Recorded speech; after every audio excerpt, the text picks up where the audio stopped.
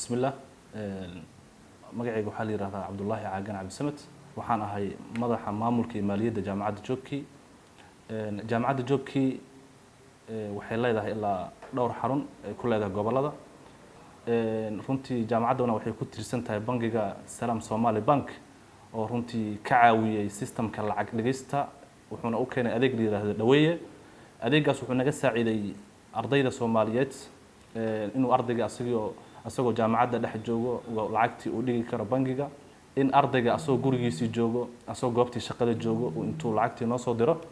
then aan si automatic anagoo xafiiska joogna lacagtii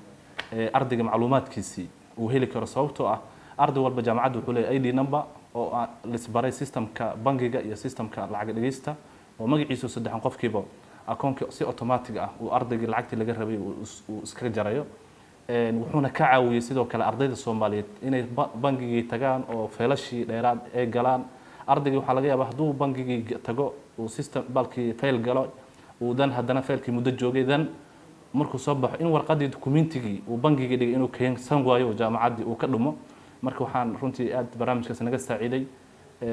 noona fududeeyay shaqadii bangiga Salaam Somali Bank waan ugu mahad celinaa runtii shaqada quruxda badan ay noo hayaan anigoo magacaygu yahay Farxiye Qalif Calo kana mid ardada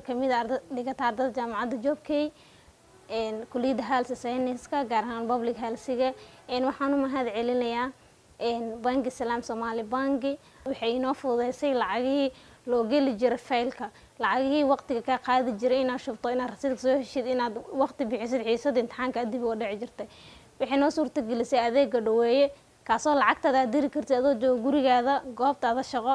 isla markaas rasiidkan aad ka heli kartid jaamacadda ka heli kartid ma waqtiga timaadid waxaan leeyahay waa maasantiin bangiga 1 jeer